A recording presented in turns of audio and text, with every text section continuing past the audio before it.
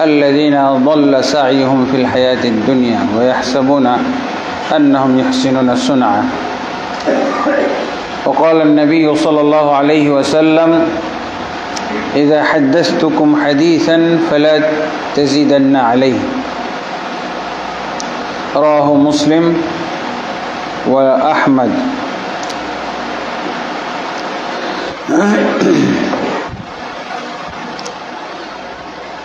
আলহামদুলিল্লাহ, আল্লাহ তাবারক ওয়া তাআলার অনেক অনেক তারিফাত, সানা এবং শুকরিয়া যে আল্লাহ তাবারক ওয়া তাআলা আমাকে আপনাদের মাঝে আসা সহজ করে দিয়েছেন। এবং আলহামদুলিল্লাহ আপনাদের ইমাম সাহেব শেখ আবু রায়হান, ওনাকে আমি কয়েকদিন আগে কথা দিয়েছিলাম যে ইনশাআল্লাহ আপনাদের মসজিদে আসবো। আল্লাহ তাবারক ওয়া তাআলা সেই কথা রাখার তৌফিক দান করেছেন, এই জন্য আমরা শুকরিয়া আদায় করি আলহামদুলিল্লাহ।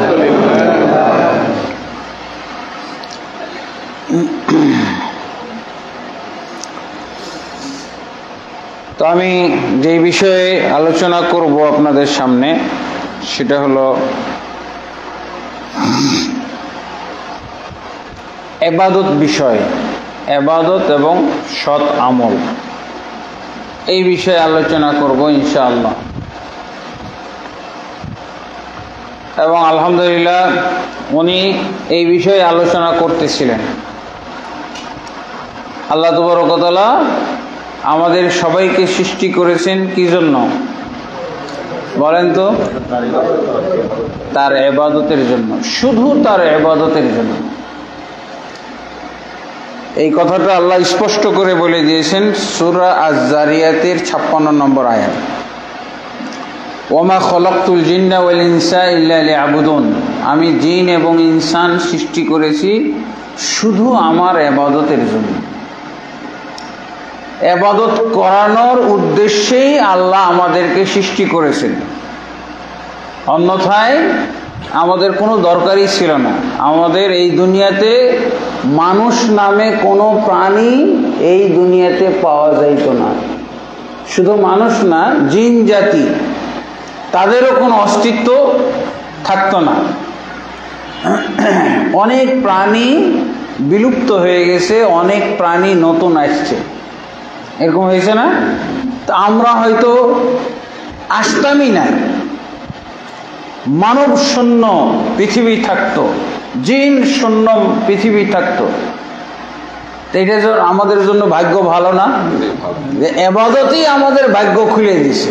ইবাদতের কারণেই আমাদের এই অস্তিত্ব, ইবাদতের কারণেই আমাদের জন্ম। সে মুসলমান হোক আর কাফের হোক, সবাইকে আল্লাহ সৃষ্টি করেছেন কেবলমাত্র তার ইবাদতের জন্য। যারা তার ইবাদত করে না তারা একদিক থেকে যেমন আমরা বলি কাফের, আর একদিক থেকে আমরা বলতে পারি তারা হলো মানবতা শূন্য, তাদের মধ্যে মানবিকতা নাই, মনুষ্যত্ব নাই। যারা আল্লাহর ইবাদত করে না তারা মানুষ না, এবং আল্লাহ বলেই দিয়েছেন মানুষ তো না, চতুষ্পদ জন্তুর চাইতেও তাদের অবস্থা নিকৃষ্ট আল্লাহর কাছে। চতুষ্পদ জন্তুর চেয়েও তারা খারাপ, যারা আল্লাহর ইবাদত করেন।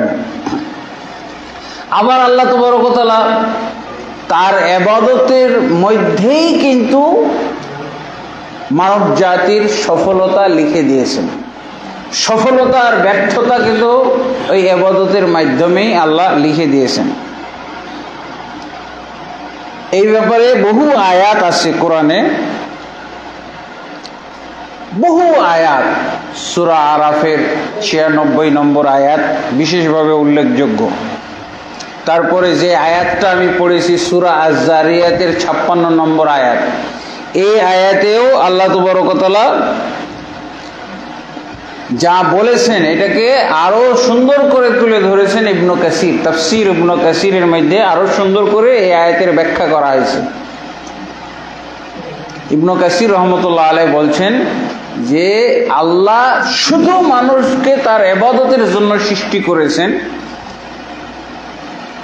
একটা প্রশ্ন আসে, সেই প্রশ্নটা কি, তাহলে আল্লাহ কি আমাদের আর কোনো প্রয়োজন স্বীকার করলেন না? আমাদের তো আরো প্রয়োজন আছে, খালি ইবাদত করব মসজিদে বসে, এই জন্যই সৃষ্টি করছে। তা আমাদের পেট দিল কেন? আমাদের সংসার দিল কেন? আমাদের রোগ ব্যাধি দিল কেন? আমাদের বিভিন্ন টাকা পয়সার চাহিদা দিলেন কেন? এগুলো প্রশ্ন আসে না? কিন্তু এই প্রশ্নগুলো তো আমরা কখনো করতে পারি না। কিন্তু আল্লাহ তাবারক ওয়া তাআলা এই সব প্রশ্নের জবাব দিয়ে দিয়েছেন। তাফসীর ইবনে কাসির এর মধ্যে এই জবাবগুলো পাওয়া যাবে যে আল্লাহ তুমি আমাদেরকে শুধু তোমার ইবাদতের জন্য সৃষ্টি করেছো, আমাদের কোনো প্রয়োজন তুমি স্বীকার করো না। আমাদের চাকরি বাকরির দরকার আছে, আমাদের আয় ইনকামের দরকার আছে, ঘর সংসার আছে, তুমি তো এগুলো কিছুই স্বীকার করছো না, শুধু ইবাদতের জন্য। তার মানে আমরা সবসময় ইবাদতই করব। এই আপত্তি তো আমরা আল্লাহর কাছে করতে পারি না, কিন্তু অনেকের মনে জাগে। এই আপত্তির জবাবও আল্লাহ দিয়ে দিয়েছেন। এই আপত্তির জবাব আল্লাহ দিয়েছেন হাদিসে কুদসির মধ্যে। ইবনে কাসির রহমতুল্লাহ আলাইহি এটা উল্লেখ করেছেন।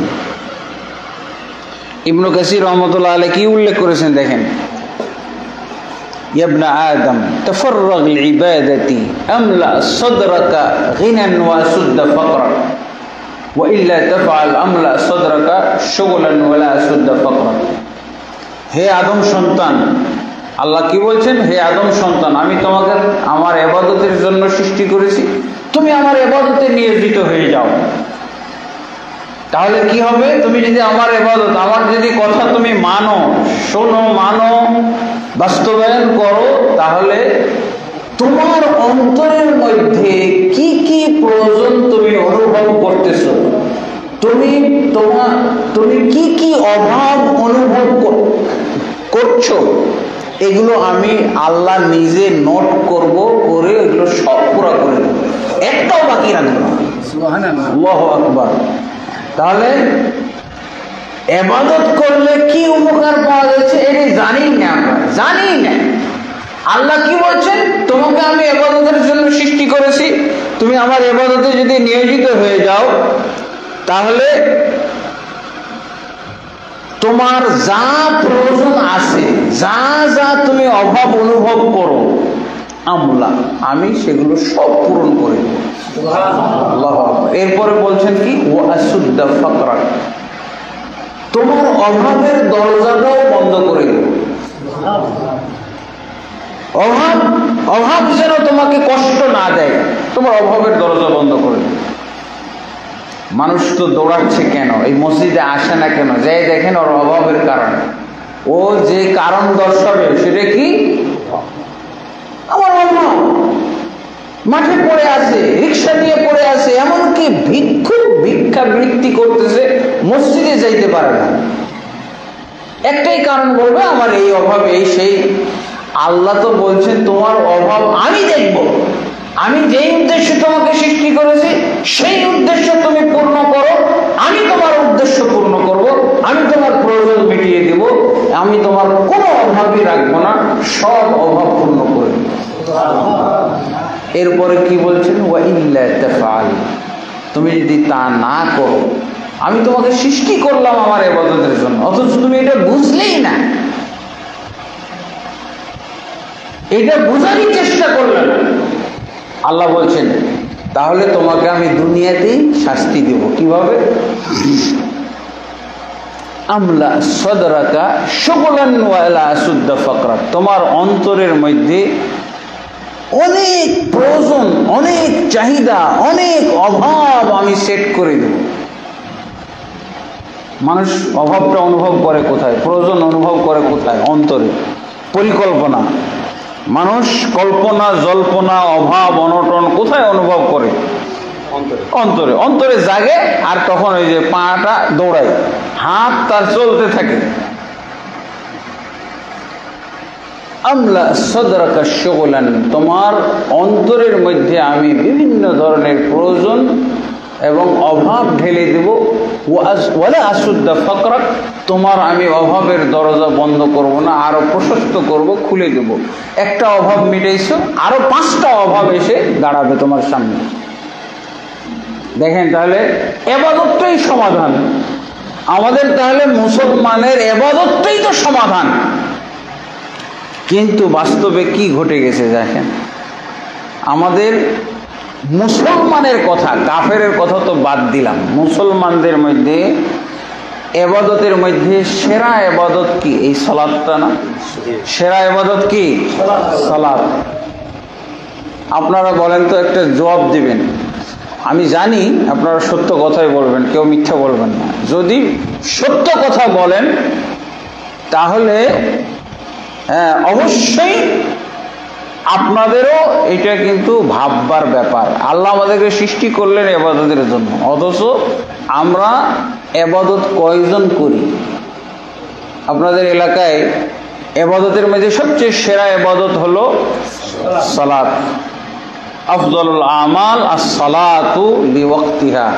আল্লাহ রাসূল সাল্লাল্লাহু আলাইহি ওয়াসাল্লাম বলছেন, সবচেয়ে উত্তম আমল হলো, শ্রেষ্ঠ আমল হলো সালাতকে ওয়াক্তের মধ্যে পড়া, ওয়াক্ত মোতাবেক পড়া। সালাত তো ফরজই হয়েছে ওয়াক্ত সহ, যখন তখন পড়লে হবে না, ওয়াক্ত মোতাবেকই পড়তে হবে। যখন আপনি ওয়াক্ত মোতাবেক পড়লেন তখন এটা সালাত, তখন এটা ইবাদত।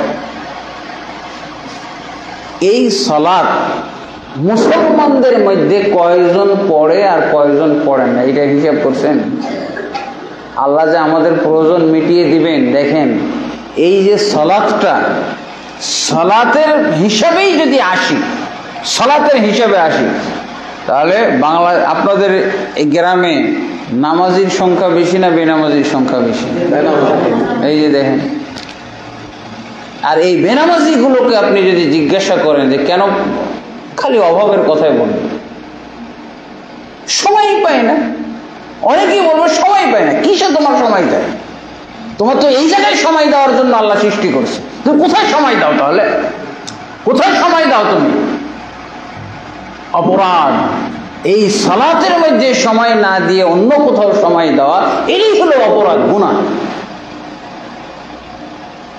আর তোমার চিন্তার তো কারণ নাই। এই হাদিসটা জানি না দেখি আমরা এই হতভাগা, এই যে আপনারা তো সত্য কথাটা স্বীকার করছেন না, এটাই আমি মনে করছি না জবাব এটাই আসবে। সত্য কথা বললে তো এইটাই জবাব, তাই না? আর যদি মিথ্যা বলেন তাহলে বলছে না নামাজি সংখ্যা বেশি, এটা মিথ্যা কথা। আর সত্য কথা কোনটা? বেনামাজির সংখ্যা বেশি, এটাই হলো সত্য কথা, তাই না? এখন আমার কাছে আসল ডিটেলসটা নেন, বাংলাদেশের বেনামাজির খবর। মাত্র 98% বেনামাজি। কত পার্সেন্ট? মাত্র 98%। এই 98, শতকরা 98 জনই বেনামাজি। তার মানে এদের সমস্যা আছে। এই হাদিস তারা কেউই জানে না। আল্লাহ যে ইবাদত করলে তাদের অভাব মিটিয়ে দিবেন এবং প্রয়োজনগুলো, যা যা প্রয়োজন আছে, এই প্রয়োজনগুলো যে আল্লাহ মিটিয়ে দিবেন এবং তার অভাবের দরজাটাও বন্ধ করে দিবেন, এই হাদিস কোরআনের এই তাফসিরে, তো সূরা আয-যারিয়াতের 56 নম্বর আয়াতের তাফসিরে ইবনে কাসির রাহমাতুল্লাহ এই হাদিসটা সেট করে দিয়েছে। কত সুন্দর একটা তাফসির! এবং তাই হয়েছে। আল্লাহ রাসূল সাল্লাল্লাহু আলাইহি ওয়াসাল্লামের অভাবের কিন্তু আমরা পাই, তাই না? আল্লাহ রাসূল সাল্লাল্লাহু আলাইহি ওয়াসাল্লাম যে অভাবী ছিলেন, এর কিন্তু আমরা কিছু হাদিস শুনেছি। আল্লাহ রাসূল পেটে পাথর বাঁধছেন, কতদিন খাইতে পাননি, কতদিন আল্লাহ রাসূল সাল্লাল্লাহু আলাইহি ওয়াসাল্লাম খাইতে পাননি, ক্ষুধার্ত হওয়ার কারণে আল্লাহ রাসূল সাল্লাল্লাহু আলাইহি ওয়াসাল্লাম পেটে পাথর বাঁধছেন। কিন্তু আল্লাহ রাসূল সাল্লাল্লাহু আলাইহি ওয়াসাল্লাম আবার 100 উট কুরবানিও দিয়েছেন। 100 উট কুরবানি দেওয়ার লোক আছে? হ্যাঁ, বাংলাদেশে কে দেয় বলেন তো? আপনাদের বগুড়ায় আছে? ধনী লোক আছে না? শত শত কোটি টাকার মালিক আছে না? কিন্তু 100 উট কুরবানি দেওয়ার লোক আছে? যেই রসুল পেটে পাথর বাঁধছেন সেই রসুল 100 উট কুরবানিও দিয়েছেন এবং 1 পাল ছাগল দান করেছেন। এক কাফের গোত্রের লিডার, তাকে আল্লাহ রসুল সাল্লাল্লাহু আলাইহি ওয়াসাল্লাম 1 পাল ছাগল দান করে দিয়েছেন। সে গিয়ে বলতেছে, এই যাও সবাই ইসলাম গ্রহণ করো, সবাই মুসলমান হয়ে যাও। মুহাম্মদ সাল্লাল্লাহু আলাইহি ওয়াসাল্লাম এটা কোনো স্বাভাবিক মানুষ না, এটা আসলেই রাসূল সাল্লাল্লাহু আলাইহি ওয়াসাল্লাম। উনি এমনভাবে দান করেন যে তিনি কোনো অভাবকে ভয় পান না, অভাব ভয় পান না, উনি দিয়ে দেন, কারণ আল্লাহ তাকে দিতেই আছে। আল্লাহ তো বড় কথা তাকে দিতেই আছে, খরচ করতেই আছে। রাসূলুল্লাহ সাল্লাল্লাহু আলাইহি ওয়াসাল্লাম এই দুনিয়াকে কোনো প্রাধান্য দিতেন না, এই দুনিয়ার কানাকড়িও মূল্য দিতেন না। অন্যথায় কিয়ামত কাল পর্যন্ত আল্লাহ রাসূল সাল্লাল্লাহু আলাইহি ওয়াসাল্লামের নামটাই 1 নম্বরে থাকতো, কখনো 2 নম্বরে নামতো না। কিসের দিক থেকে?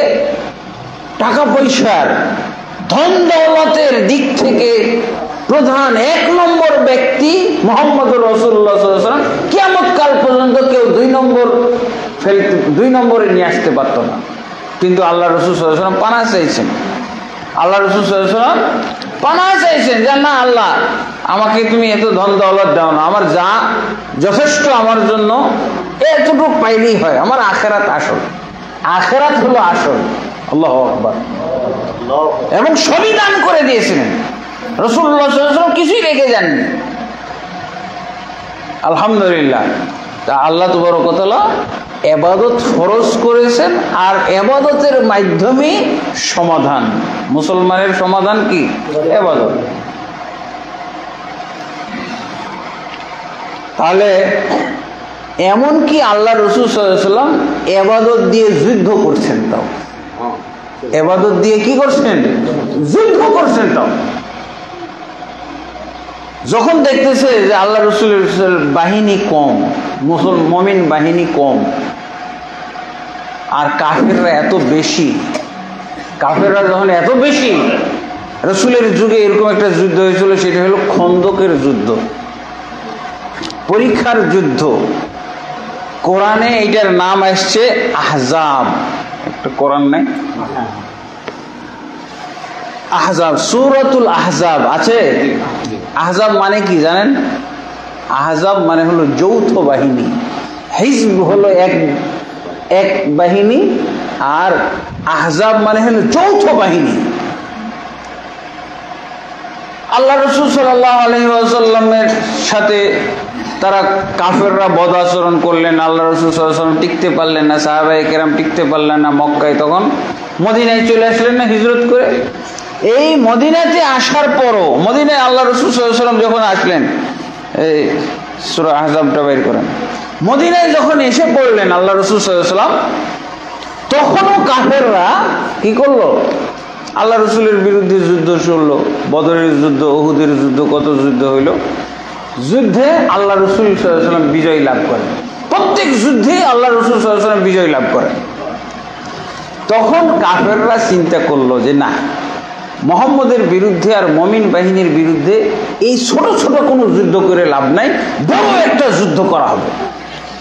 সব আরব জাতি এক হয়ে, সব আরব জাতি এক হয়ে মুহাম্মদ সাল্লাল্লাহু আলাইহি ওয়াসাল্লাম এবং মুমিন বাহিনীর বিরুদ্ধে যুদ্ধ বলছে, আর একটাই মাত্র যুদ্ধ করব, আর না।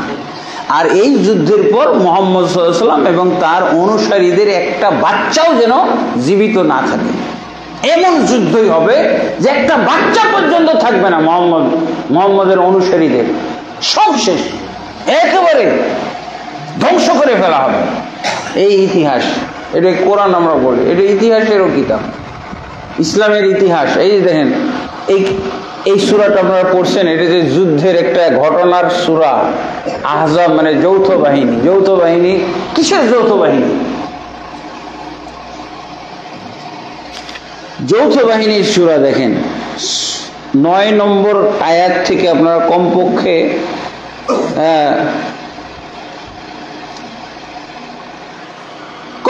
আপনারা যদি 15 পর্যন্ত পড়েন, 14-15 পর্যন্ত, তাহলে এই ঘটনাটা চলে আসছে। এখন যৌথ বাহিনী চলে আসছে, ওরা পরিকল্পনা করলো আর একটা মাত্র যুদ্ধ করব, আর এই যুদ্ধের পরে আর মোহাম্মদের সাথে কোনো যুদ্ধ হবে না, শেষ। কারণ শিশু বাচ্চা পর্যন্ত শেষ করে ফেলব, গোটা আরব কাফেররা এক হয়ে গেছে। তখন মুহাম্মদ সাল্লাল্লাহু আলাইহি ওয়াসাল্লাম সাহাবীদের সাথে পরামর্শ করলেন। একজন বিদেশি সাহাবী, কি বলে, সালমান ফারসি, উনি বলেন, ইয়া রাসূলুল্লাহ, তারা তো বিশাল বাহিনী নিয়ে আসতেছে, বিশাল বাহিনী, 10,000 মতো, তারা 10,000 মতো আসতেছে। সেই যুগে 10,000 কি কম নাকি? রাসূলুল্লাহ সাল্লাল্লাহু আলাইহি ওয়াসাল্লাম জোগাড় করলেন 3,000। 3,000-এর মধ্যে প্রায় 1,000 শিশু। আমাদের যুগে এটাকে শিশু বলে, 15 বছর বয়সের শিশু বলেন না, 18 বছর হইলে তখন ও যুবক, যৌবনে পদার্পণ করলো, বালেক বলা হয় 18 বছর হইলে। কিন্তু ইসলামের দৃষ্টিতে 15 বছর হইলেই যুবক।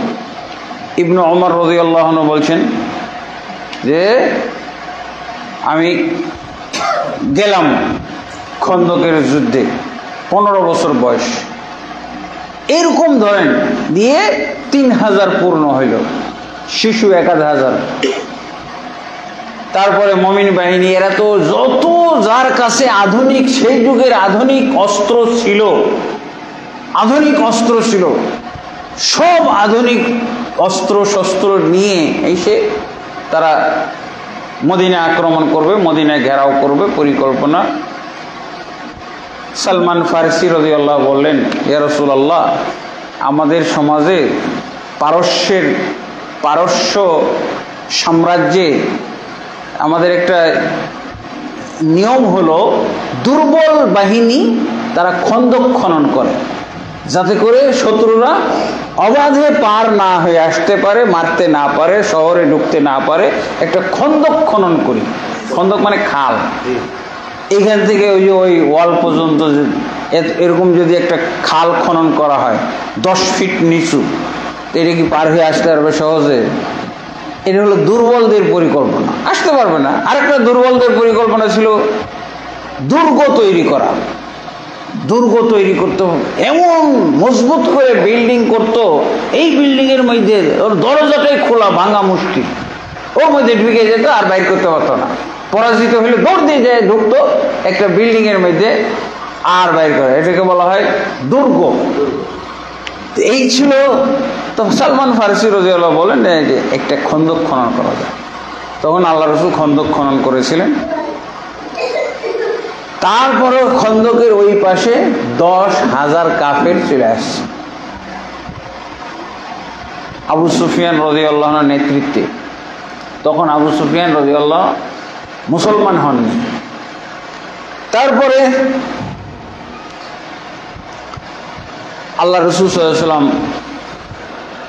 এগিয়ে এসেছেন। খন্দকের এই পাশে হলো মুমিন বাহিনী, মুহাম্মদ সাল্লাল্লাহু আলাইহি ওয়াসাল্লাম, মুমিন এবং মুমিন বাহিনী, আর ওই পাশে হলো কাফের, 10,000 কাফের। আর তারা যে মোহরা দেখাচ্ছে ওই পাশে 10,000 না, আর এদিকে যারা মুনাফিক মুসলমান, এরা তো আতঙ্কিত, কঠিন আতঙ্কিত। আর এই আতঙ্ক এরা আবার অন্য মুসলমানদের যাদের মজবুত ঈমান আছে তাদের মধ্যেও ছড়াইতেছে যে মুহাম্মদের উপরে বিশ্বাস করে ঈমান এনে মুহাম্মদের অনুসারী হয়ে আজকেই আমাদের জীবনটা শেষ, আজকেই লাস্ট। মুহাম্মদ সাল্লাল্লাহু আলাইহি ওয়াসাল্লামের উপরে ঈমান এনে তার দলের যোগ দিয়ে আমরা কত বড় বিপদ ডেকে নিয়ে আসলাম, এখন তো সময় শেষ। এই যে কোরআনের মধ্যে এই কথাগুলো আছে, মুনাফিকরা যে এগুলো আরো দুর্বল করতেছিল মুমিনদেরকে, এই কথাগুলো আছে। তখন আল্লাহ রাসূল সাল্লাল্লাহু আলাইহি ওয়াসাল্লাম একটা পরামর্শ করলেন, এই দেখো ওই কাফেররা ওই পাশে তো আসছে, কিন্তু আমরা তো তাদের সবাই ভয় পাইতেছে, মুমিনরা, মুমিন মুসলিমরা খুব ভয় পাইতেছে, আর মুনাফিকরা তো আরো ভয় ছড়াচ্ছে, আতঙ্ক ছড়াই দিতেছে। তখন আল্লাহ রাসূল সাল্লাল্লাহু আলাইহি ওয়াসাল্লাম বললেন যে দেখো, খন্দক তো খনন করেছি, একটাও তো সাহস পায় না খন্দকে নেমে এসে এই একদিক থেকে প্রোটেস্ট আমরা নিয়েছি, আর আল্লাহ রসুল বললেন যে তোমরা কেউ একজন যাও ওই কাফেরদের মধ্যে ছদ্মবেশে ঢুকে তারা আর কি পরিকল্পনা করতেছে, এই খন্দক পার হয়ে বা খন্দক পার না হয়ে আমাদেরকে আক্রমণ করার জন্য, হামলা করার জন্য আর কি ফন্দি, আর কি পরিকল্পনা করতেছে, এগুলো তোমরা একটু যাচাই দেখাশোনা করে আসো, এগুলো বুঝে আসো, দরকার হলে ছদ্মবেশে যাও।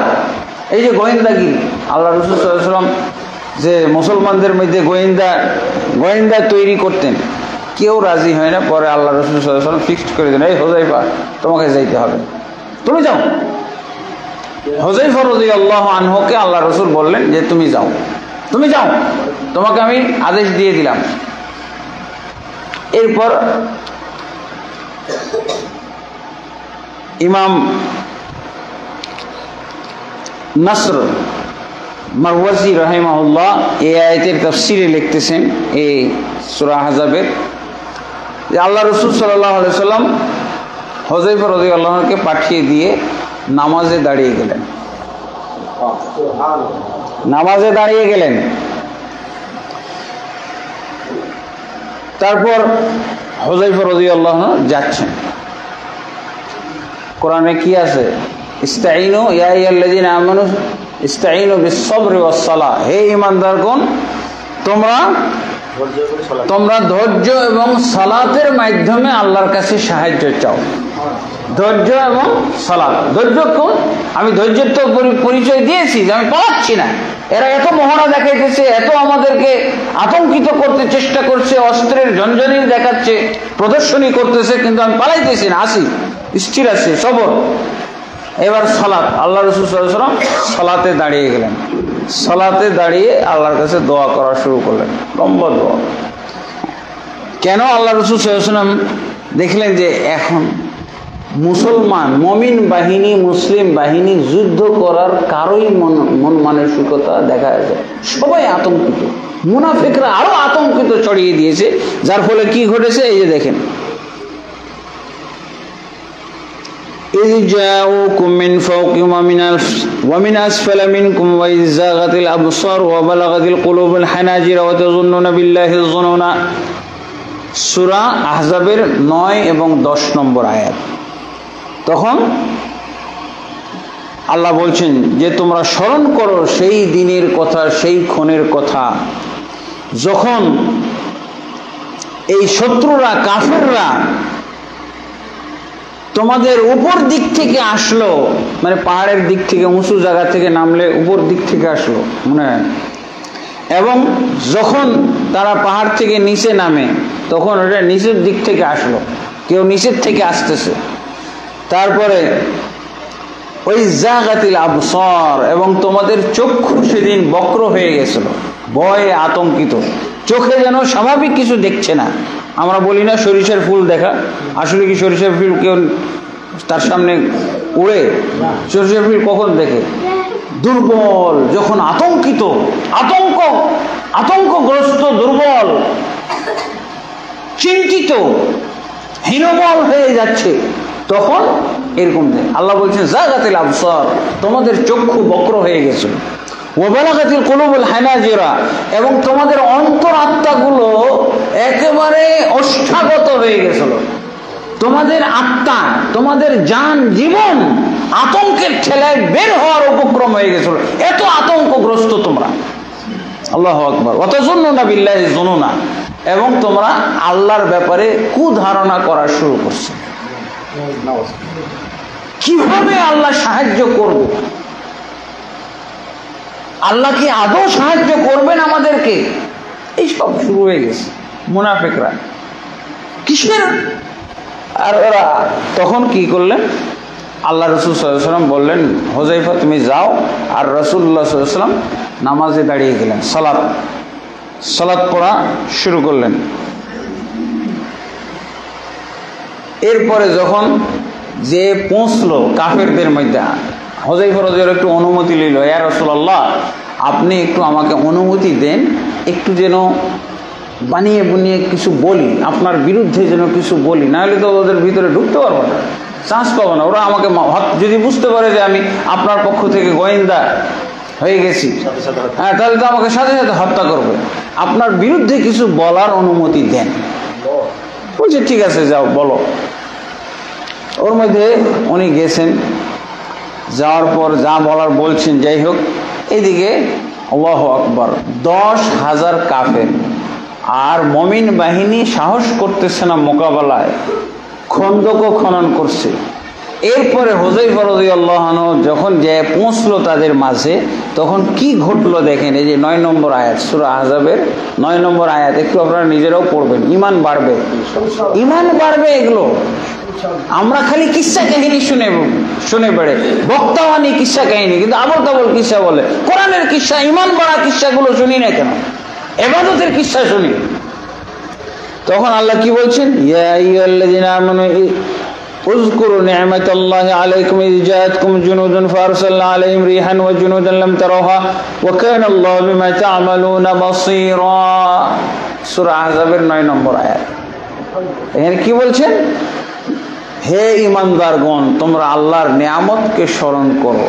যখন তোমাদের বিরুদ্ধে কাফেররা আসলো তোমাদেরকে নিশ্চিহ্ন করে দেওয়ার জন্য, তোমাদেরকে দুনিয়া থেকে বিলীন করে দেওয়ার জন্য, তখন আল্লাহ কি করলেন, আর তোমরা এভাবে আতঙ্কিত হয়ে পড়লে, মোকাবেলা করার সাহস পাচ্ছ না, তখন আমি আল্লাহ একাই যুদ্ধ করেছিলাম, তোমাদেরকে আমি ব্যবহার করি নাই।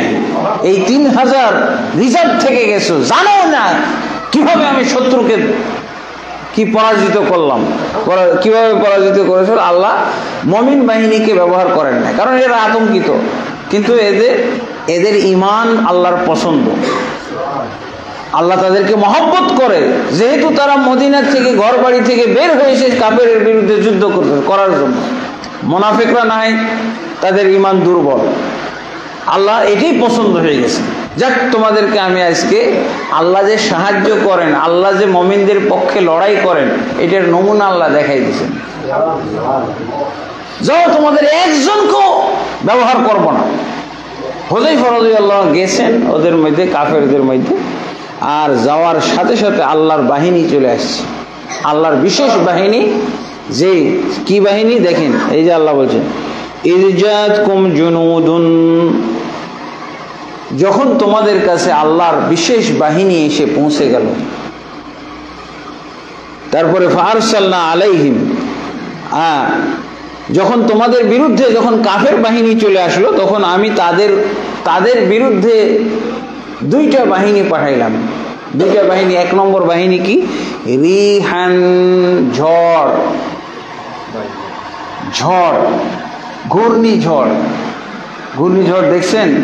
আজকাল ইউটিউবে দেখা যায়, খুলে দেখবেন ঘূর্ণিঝড়ে কিভাবে বাড়ি ঘর, গরু ছাগল প্রাণী গাছপালা সব উড়াই নিয়ে যেতেছে। আল্লাহ তো বড় কথা বললেন যে তোমাদেরকে আমি ব্যবহার করলাম না, আমি আরেক বাহিনী পাঠাইলাম ঘূর্ণিঝড়। ওই কাফেরদের মধ্যে ঘূর্ণিঝড় ছেড়ে দিলাম। আল্লাহর বাহিনী, কোথাও কোনো আয়োজন নাই, কোনো তর্জন গর্জন নাই, হঠাৎ ঝড় আসছে। এই 10,000-এর উপরে ঝড়, 3,000-এর উপরে না। 3,000-এর লোক এরা জানেই না ঝড় যে এদিকে চলতেছে, খবরই নাই। আরসালনা আলাইহিম রিহান ওয়া জুনুদান লাম তারাহা, এবং সেই বাহিনীর বিরুদ্ধে এমন বাহিনী আমি পাঠাইলাম তোমরা চোখেও দেখেনি, কিন্তু তোমাদের শত্রু পরাজিত হয়েছে ঠিকই। আল্লাহু আকবার। আপনি এই যে দেখেন না, আল্লাহর বাহিনী একটা দিয়ে দিল না, ক্যালিফোর্নিয়া আমেরিকায় পারছে। আমেরিকার যে কত বড় বড়, কত আধুনিক তার অস্ত্র শস্ত্র, কিছু করতে পারছে? জানিয়ে ছটফট করে দিছে। আমেরিকার কি এখন পর্যন্ত কোনো অস্ত্র এরকম তৈরি করতে পারছে? আল্লাহ যদি এরকম গজবের ঘূর্ণিঝড় পাঠায়, এটাকে বন্ধ করার কোনো আছে? অস্ত্র বানাইছে? পারবে কখনো? এই বাহিনী আল্লাহ মুমিনদের জন্য রেডি করে রাখছে, কিন্তু 98% বেনামাজি। 2%-এর সহযোগিতা আসবে নাকি? 98% বেনামাজি বাংলাদেশে। আর আকীদা খারাপ 1999 জনের আকীদা খারাপ। কতজন? 1999। আমলের দিক দিয়ে তো অনেকটুকু এগিয়ে আছে, কিন্তু আকীদার দিক দিয়ে অনেক পিছিয়ে। এগুলো কথা আমি শুধু বক্তব্যে বলছি না, এগুলো লেখাও আছে। এই যে আমার লেখা কিছু বই আপনাদের মসজিদের জন্য নিয়ে আসছি। হ্যাঁ, কালেমার মর্ম কথা, এই বই। এই বইয়ের মধ্যে মসজিদুল হারামের খতিব জরিপ দিয়েছে বর্তমান যুগে আকীদা খারাপ মুসলমান 1999 জন। মাত্র একজন পৃথিবীর মধ্যে এখন আকীদা ভালো মুসলমান পাওয়া যাবে। কে? আমার কথা বাদ দেন, আমি নয় যদু মিয়া, মসজিদুল হারামের খতিব। এই যে দেখেন, আমি খালি ওনার বই থেকে কোট করছি। এই বইয়ের মধ্যে লিখছি 57 পৃষ্ঠায়। উনি হায়াতুল কুলুব নামে আরবি কিতাব, আরবি ভাষায় ওনার একটা কিতাব আছে, ওইটা আমার কাছেও আছে। এই হায়াতুল কুলুব নামক কিতাবের মধ্যে উনি স্পষ্ট করে লিখে দিয়েছেন যে বর্তমান যুগে যে মুসলমান দেখা যায় 1999 জনেরই ইমান আকীদায় ভেজাল। একজন হয়তো বিশুদ্ধ আকীদার মুসলমান পাওয়া যাইতে পারে। এটা হলো ওনার জরিপ। হায়াতুল কুলুবের 57 নম্বর পৃষ্ঠায় উনি এটা লিখছেন। আমি এটা বাংলা বা আমার এই বইয়ের মধ্যে নিয়ে আসছি। আল্লাহু আকবার।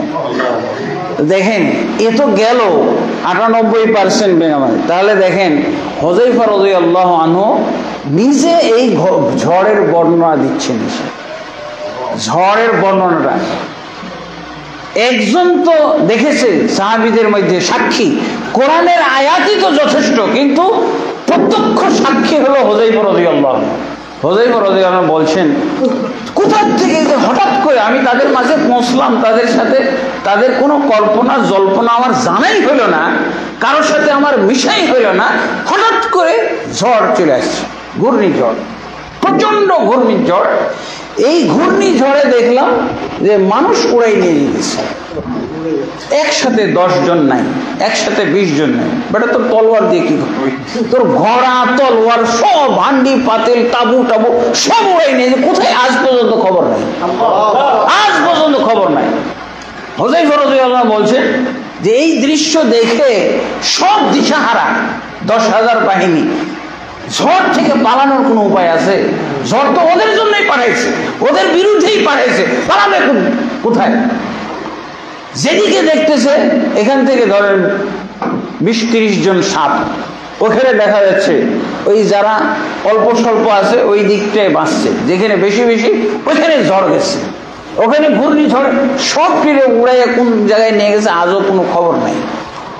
হুযায়ফা রাদিয়াল্লাহু আনহু বলছেন, তখন এই কাফের বাহিনী এরা তখন বুদ্ধিবাহী করে ফেললো, চট করে একজন আর একজনকে ধরাধরি, এই হাত ধরাধরি, এই আসো স্তূপ হয়ে যাও, হাত ধরাধরিকে একজন আর একজনকে হাত ধরাধরি। পিঁপড়া যেমন বন্যার সময় হয় না ফুটবল আকার ধারণ করে বাঁচার জন্য, এইরকম বলছে ফুটবল আকার স্তূপ, মানুষের স্তূপ, এক পায়ে পায়ে বেড় লাগানো, হাত ধরা, এইভাবে যেভাবে পারে সব এরকম স্তূপ আকারে সবাই একজন আরেকজনকে ধরাধরি করে বাঁচার চেষ্টা করি। হুযায়ফা রাদিয়াল্লাহু আনহু বলছেন, আমিও একটা স্তূপের মধ্যে ওদেরকে ধরাধরি করে থেকে গেলাম। পরে যখন ঝড় থামলো, ঝড় থামে কোথায় 10,000, কে গণনা করবে? আবু সুফিয়ান সেনাপতি, উনি বললেন যে এই আমার বাহিনী, আমার তো মনে হচ্ছে না যে এটা স্বাভাবিক কোনো ঝড়, এটা মনে হয় মুহাম্মদের আল্লাহর কোনো কীর্তি হবে। আমরা আর সামনে আগাইতে যাব না, আমরা এখান থেকে চলে যাই, যে কজন বাঁচছি আমরা নিরাপদে আসি, আমাদের আর সামনে আগানোর মোটেও ঠিক হবে না। আমরা ওই উদ্দেশ্যে আর এক পা যদি সামনে বাড়াই তাহলে আবার ঝড় আসবে, চলো সব ফিরে যাই। যিনি সেনাপতি এই বক্তব্য দিয়ে উনি মক্কার দিকে রওনা, আর কে থাকবে বলেন? হুযায়ফা রাদিয়াল্লাহু আনহু এই অবস্থা দেখে এসে এই যে সুসংবাদটা জানাবেন, এসে দেখে যে আল্লাহ রসুল এখনো নামাজি আছে, এখনো নামাজি আছে। হুযায়ফা রাদিয়াল্লাহু আনহু এই সুসংবাদটা যে জানাবেন, তখন উনি গুড়গুড় করে আল্লাহ রসুলের আশপাশে দিয়ে ঘুরতেছেন, যাতে নামাজ অবস্থাতে আল্লাহ রসুলের চোখে পড়ে। তা হুযায়ফা রাদিয়াল্লাহু আনহুকে লক্ষ্য করে আল্লাহ রসুল সালাত সংক্ষিপ্ত করে তারপরে এই সুসংবাদটা প্রত্যক্ষদর্শী হুযায়ফা রাদিয়াল্লাহু আনহু। কোরআন তো বলছে যে আমি ওদের উপরে ওদের বিরুদ্ধে বাহিনী পাঠাইলাম, একটা হলো ফেরেশতা আর একটা হলো ঝড়। এই ঝড় পরিচালনা করছিল ফেরেশতা, তাই না? আলহামদুলিল্লাহ। তাহলে দেখেন আমি কি বলছিলাম, যে ইবাদতের মাধ্যমে আপনার আশা উদ্দেশ্য, আপনার অভাব অনটন আল্লাহ পূরণ করবেন এই ওয়াদা তো করেছেন, এমনকি যুদ্ধ করে দিবেন, আপনার পক্ষে যুদ্ধ করে দিবেন ইবাদতের মাধ্যমে। আল্লাহু আকবার। ইবাদতই যুদ্ধ, ইবাদতই সৈনিক হয়ে যাবে আপনার। আলহামদুলিল্লাহ। কিন্তু আমাদের এই ইবাদত গুলো হইতে হবে। ইবাদত কিন্তু আবার বিপদেরও কারণ হইতে পারে, দেখেন না? ইবাদত কিন্তু বিপদেরও কারণ হইতে পারে।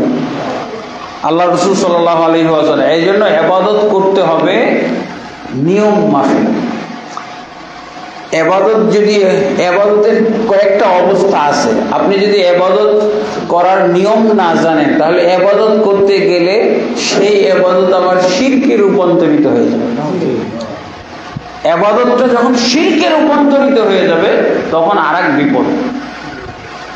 তখন আপনি এই ইবাদতের মাধ্যমে কোনো ফল পাবেন না, ইবাদতের মাধ্যমে কোনো ফল পাবেন না, দুনিয়াতে কোনো ফল পাবেন না, আর আখেরাতে আপনার জন্য জাহান্নাম অবধারিত।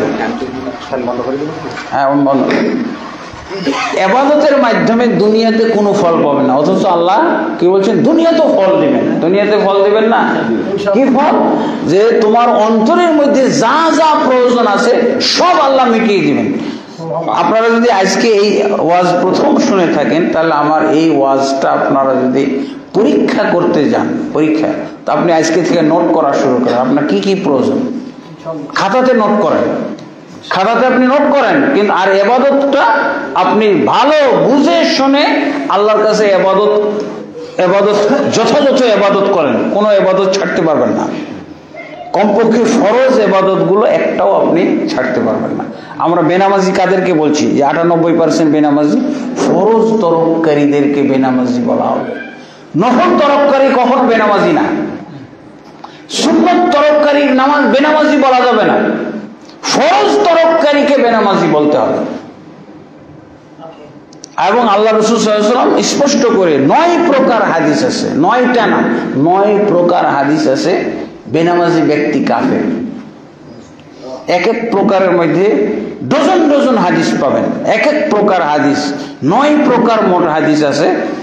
তার মধ্যে দু একটা আপনারা শুনেন, বাইনাল আবদি ওয়াল কুফরি ওয়াশ শিরকি তারকুস সালাহ, আল্লাহর বান্দা এবং কাফের মুশরিকের মধ্যে পার্থক্য হলো সালাত।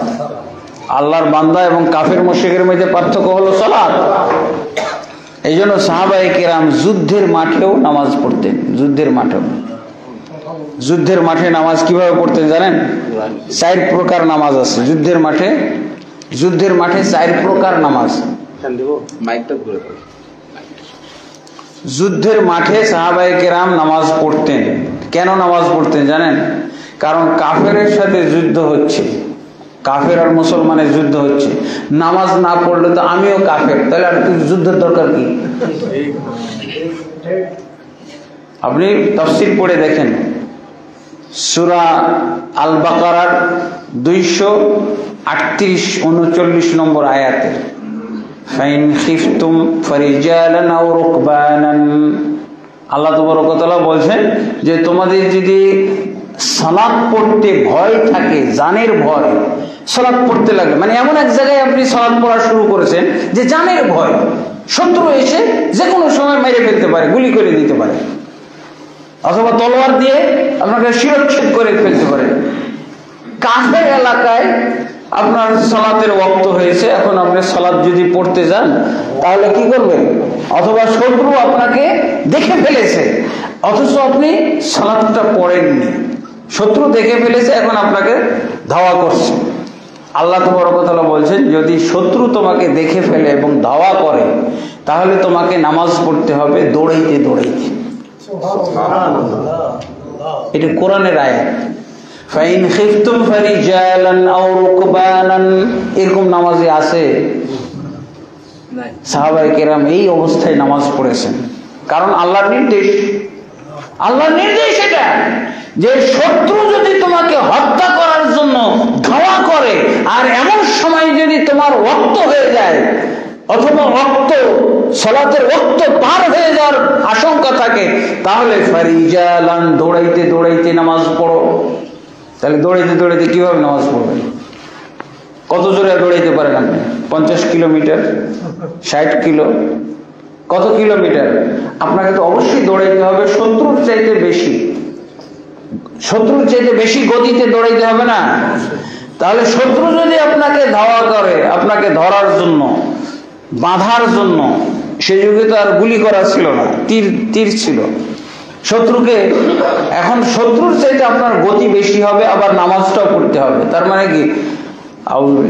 আলহামদুলিল্লাহ রাব্বিল আলামিন রহমানির রহিম মালিকি ইয়াউমিদ্দিন, দৌড়াইতেছে দৌড়াইতে। আল্লাহ নিজেই বলছেন ফাইন খিফতুম ফারিজালান আও রুকবানান, যদি নামাজ পড়ার সময় তোমাদের জানের ভয় থাকে, শত্রু তোমাকে ধরে ফেলবে, হত্যা করবে, তাহলে তুমি দৌড়াইতে দৌড়াইতে নামাজ পড়ো। আও রুকবানান, অথবা বাহনে আরোহী অবস্থায় পড়ো। মোটরসাইকেলে দৌড়াইতেছে, ঘোড়া, সে যুগে ঘোড়া দৌড়াচ্ছে আর নামাজ পড়তেছে।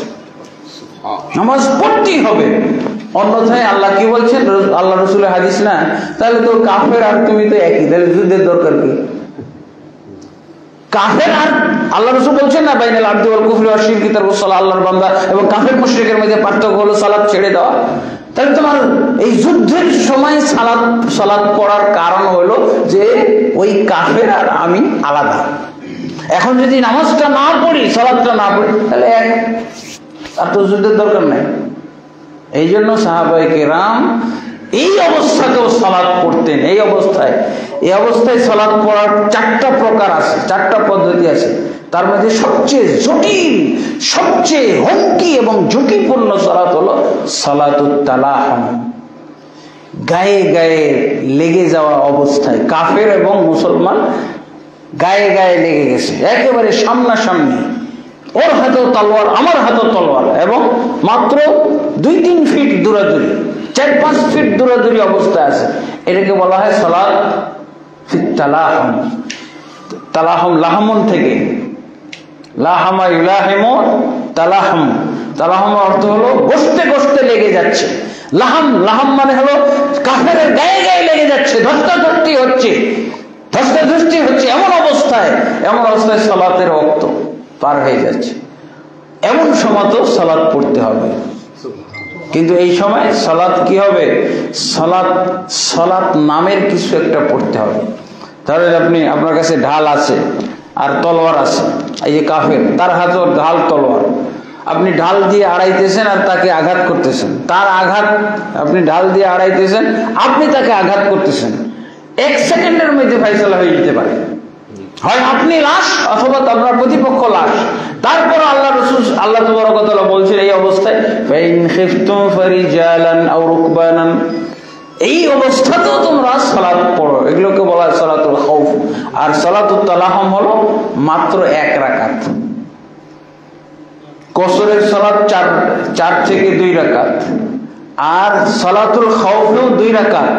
কিন্তু সালাত যখন চূড়ান্ত পর্যায়ে চলে যাবে, ভয় ভীতির সময়, তখন পড়তে হবে 1 রাকাত। তাও কি রুকু নাই, সিজদা নাই, রুকু সিজদা নাই, খালি আপনি সালাত, এই যে আসর পড়ি নাই, আসরটা পড়তেছে, আল্লাহু আকবার, হাতে তলোয়ার আর ঢাল আছে।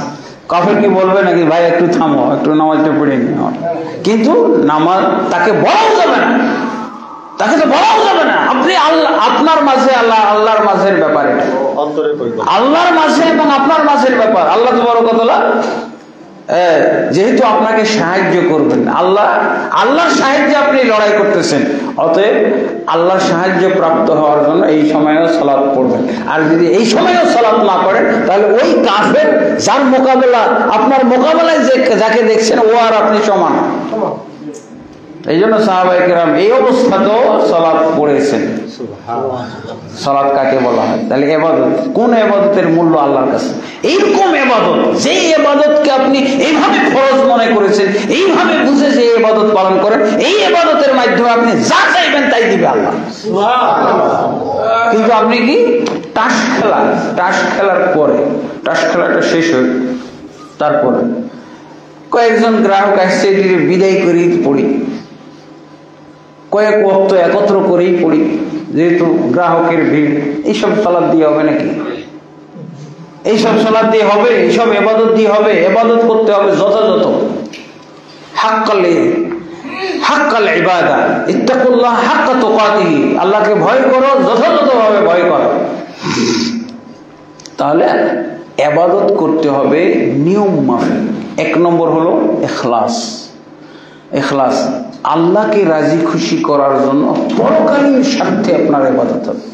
আল্লাহকে রাজি খুশি করার জন্য পরকালীন স্বার্থে ইবাদত হবে, দুনিয়ার স্বার্থে কোনো ইবাদত করতে পারবেন না।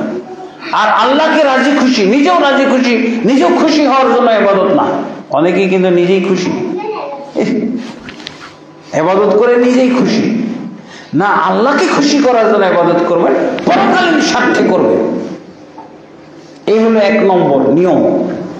দুই নম্বর নিয়ম হলো শুধু পরকালীন স্বার্থে আর আল্লাহকে রাজি খুশি করার জন্য হলে হবে না। এটা হলো ইবাদতের রূহ। এটা কি? ইবাদতের প্রাণ। ইবাদতের রূহ কি? তাওহীদ।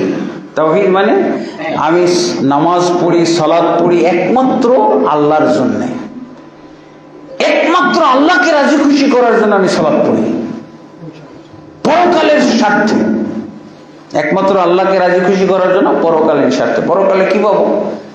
এই ইবাদত, এই সালাতের মাধ্যমে আমার গুনাহ মাফ হবে, এই সালাতের মাধ্যমে আমি জান্নাত পাবো, আল্লাহ আমার উপরে রাজি হবেন, খুশি হবেন। কারণ আল্লাহর নির্দেশ তো, সালাত পড়া কার নির্দেশ? আল্লাহর নির্দেশ। কে খুশি হবে? আল্লাহ খুশি হবে।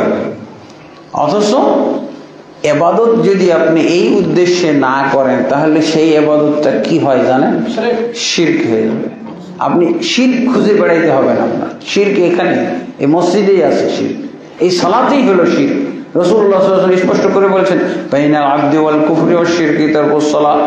তারপরে আল্লাহ রাসূল সাল্লাল্লাহু আলাইহি ওয়াসাল্লাম বলেছেন, মান সাল্লা ইউরাই ফাকাদ আশরাক, যে ব্যক্তি সালাত পড়ে দেখানোর জন্য, এটা সালাত নয়, এটা শিরক। মান সামা ইউরাই ফাকাদ আশরাক, যে ব্যক্তি সিয়াম পালন করে, রোজা রাখে দেখানোর জন্য, এটা কোশ্চিন কালো রোজা না, এইটা হলো শিরক। ওয়ামান সামা ইউরাই ফাকাদ আশরাক ওয়ামান তাসাদ্দাকা ইউরাই ফাকাদ আশরাক, যে ব্যক্তি সাদাকা করে, দান করে দেখানোর জন্য, এটা দান নয়, সাদাকা নয়, কোনো সৎ আমল নয়, এটা নিশ্চিত শিরকি কাজ। নাউযুবিল্লাহ। তাহলে ইবাদত যদি নিয়ম না বুঝেন, তাহলে আপনি ইবাদতটাই শিরক, ইবাদত শিরক হয়ে গেল না? আমাদের দেশের অনেকেই হজ করতে যায় হাজি সাহেব হওয়ার জন্য। হাজি না বললে মন খারাপ, যে এত টাকা করে হজ করে আসলাম, আলহাজ বলে না, হাজি সাহেব বলে না, কেমন হলো? আর যদি হাজি বলে, আল্লাহর কাছে হজটা আল্লাহর কাছে কবুল হোক এটা চাইতে হবে, দোয়া আল্লাহর কাছে কবুল হোক এটা চাইতে হবে, মানুষের কাছে দোয়া কবুল হবে এটা চাইলে আপনার ইবাদত শেষ। মানুষের কাছে দোয়া কবুল হোক, এটা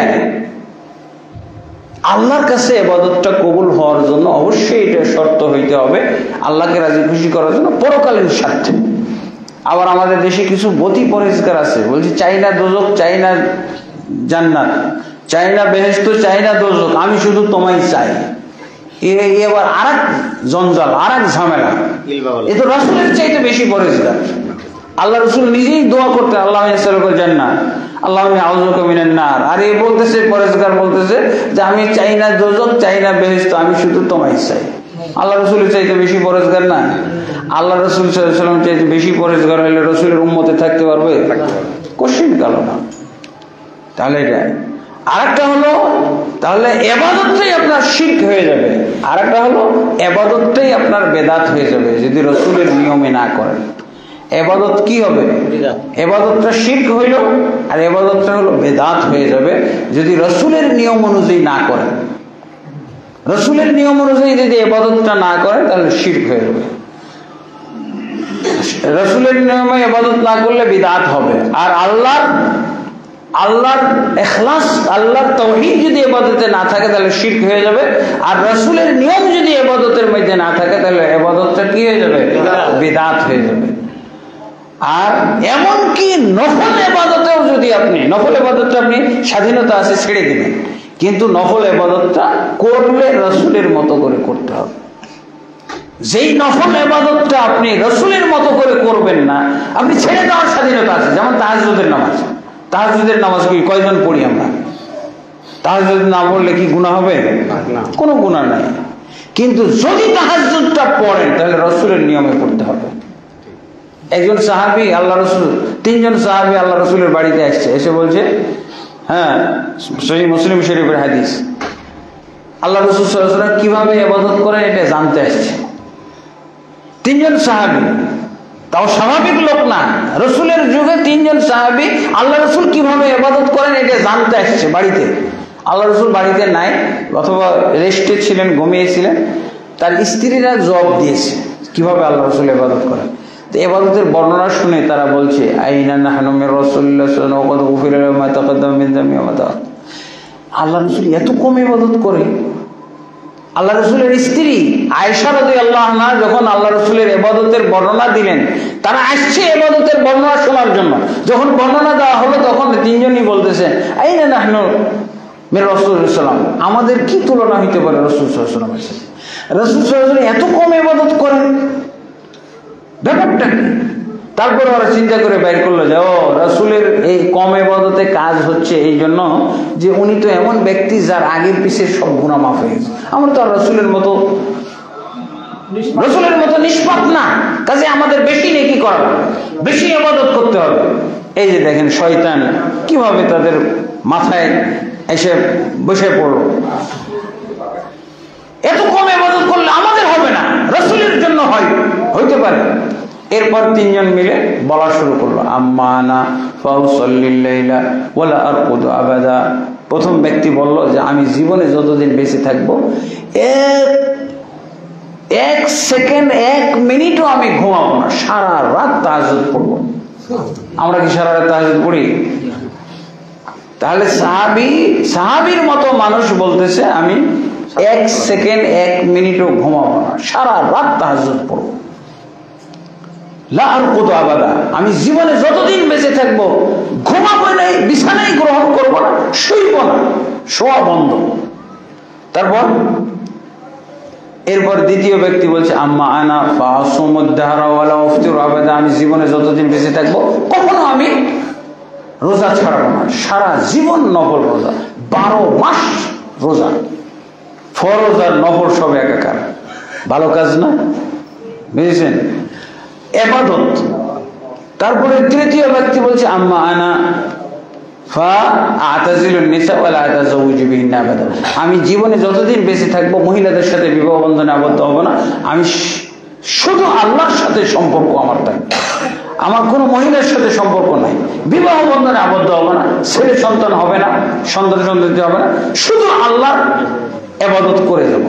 ডিস্টার্ব না? বিয়ে করলে স্ত্রীকে সময় দিতে হবে, বাচ্চা হলে বাচ্চাকে সময় দিতে হবে, শ্বশুর শাশুড়িকে সময় দিতে হবে। আর আমাদের দেশের তো এত খারাপ নিয়ম যে শালাশালিকেও সময় দিতে হয়, নাউযুবিল্লাহ। এগুলো সব জোর কাটা, আমি বিবাহ করবো না, শেষ। এতগুলো সম্পর্ক সব বিচ্ছেদ, সব আল্লাহর সাথে সম্পর্ক। এই তিনজনের বক্তব্য আল্লাহ রাসূল শুনছেন কানে, তারপরে কি বলছেন, বের হয়ে আসছেন। উনি সহ্য করতে পারেননি, তাদের বক্তব্যগুলো শুনে বের হয়ে আসছেন।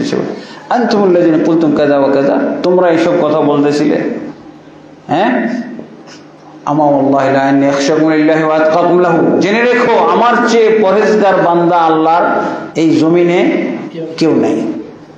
আল্লাহকে ভয় যে ব্যক্তি সবচেয়ে বেশি ভয় করে সেই ব্যক্তিটা আমি। ওয়ালাকিন্নী উসাল্লি ওয়া আরকুদু, কিন্তু আমি রাত্রিবেলায় নামাজ পড়ি, আবার আমি ঘুমাই। এই হলো আমার তরিকা। রাত্রিবেলায় আমি সালাত পড়ি। তাহলে দেখেন যে নফল সালাত আল্লাহ রসুল পড়েন, এই সাহাবীও বলছে আমিও পড়ব, কিন্তু আল্লাহ রসুলের চেয়ে বেশি পড়বে। আল্লাহ রসুল ঘুমায় আর এই বলছে ঘুমাবো না, ঘুম হারাম। সারা রাত নামাজ, কিসের ঘুম, সারা রাত নামাজ পার করবো। আল্লাহ রসুল সাল্লাল্লাহু আলাইহি ওয়াসাল্লামকে ওভারটেক করলো না? আল্লাহ রসুলের চাইতে ইবাদতটা বেশি হয়ে গেল না? সাহাবীর ইবাদত বেশি হয়ে গেল না? এখন বলেন তো যে কিয়ামতের দিন যে আল্লাহ রসুলকে যে জান্নাত দিবে তার চেয়ে ভালো জান্নাত তৈরি করতে হবে না ওই সাহাবীর জন্য? হ্যাঁ, এটাই তো ঝামেলাটা। এত ভালো ইবাদত, আমরা একটা কথা বলি না, এত ভালো ভালো না, শুনছেন এরকম কথা? তো সাহাবীর ক্ষেত্রে আল্লাহ রসুলের চাইতে তার ইবাদত বেশি, বেশি না? এক মিনিটও ঘুমাবে না, সারা রাত তাহাজ্জুদ পড়বে। আর রাসূল সাল্লাল্লাহু আলাইহি ওয়াসাল্লাম 1/3 রাত পর্যন্ত তাহাজ্জুদ পড়ে, 2/3 ঘুমাবে। এই হলো আল্লাহ রসুলের নিয়ম নীতি। আর এই সাহাবী বলছে না, কোনো রাত ভাগ করা করে সারা রাতই ইবাদতে চলবে। দ্বিতীয় ব্যক্তি সারা জীবন রোজা রাখবে। আর আল্লাহ রাসূল সাল্লাল্লাহু আলাইহি ওয়াসাল্লাম কখনো নফল রোজা করতেন, কখনো করতেন না, বাদ দিতেন, ছেড়ে দিতেন। আবার রাসূলুল্লাহ সাল্লাল্লাহু আলাইহি ওয়াসাল্লাম বলছেন যে আমি তো বিবাহ বন্ধনে আবদ্ধ হই, তুমি কত পরেজগার, তুমি বিবাহই করবে না। এরপরে আল্লাহ রাসূল তিনজনের উদ্দেশ্যে বলেন, মান রাগিবা আন সুন্নতি ফালাইসা মিন্নি, যে ব্যক্তি আমার সুন্নত, আমার তরিকা, আমার নিয়ম বহির্ভূত ইবাদত করবে সেই ব্যক্তি আমার উম্মতের অন্তর্ভুক্ত নয়। তাহলে সারা রাত তাহাজ্জুদ পড়ে এই যে এই লোকগুলোকে আল্লাহ রাসূল সাল্লাল্লাহু আলাইহি ওয়াসাল্লাম উম্মত থেকে খারিজ ঘোষণা করলেন, অপরাধটা কি বলেন তো? বেশি রাসূলের তরিকাই ছিল না, সারা রাত নফল নামাজ পড়বে, সারা মাস 12 মাস রোজা রাখবে, এই তো অপরাধ। উম্মত থেকে খারিজ হওয়ার অপরাধটা কি? এখানে কোনো জিনা ব্যভিচার আছে, হত্যা আছে, কবিরা গুনাহ আছে?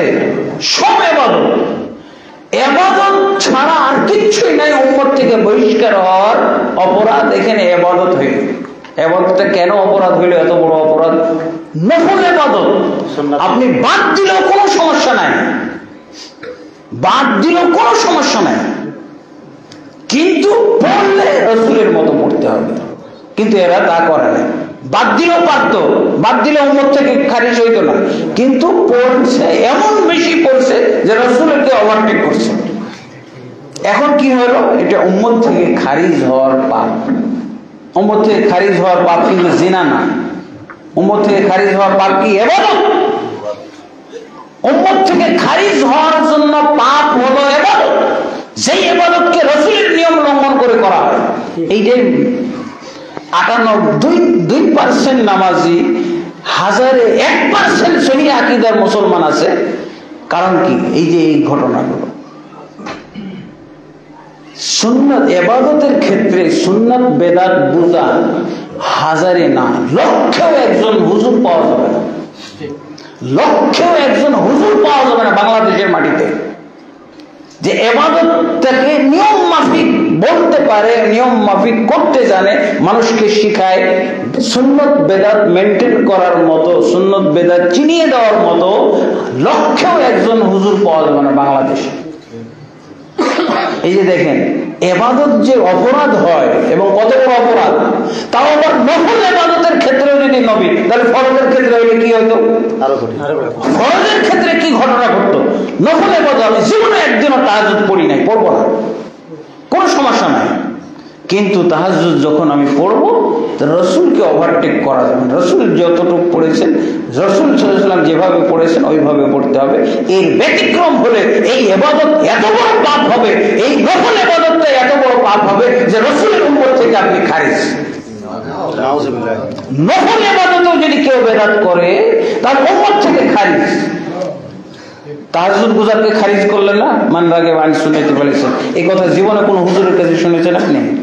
এই যে এত বড় বড় বক্তা আছে, এত বড় বড় হুজুর আছে, মুফতি আছে, জীবনে এই জিনিসটা আপনাকে বুঝাইছে? আপনি আমাকে বলেন এই হাদিসে 3 জনকে যে আল্লাহ রাসূল উম্মত থেকে খারিজ করলেন, এদের অপরাধটা কি?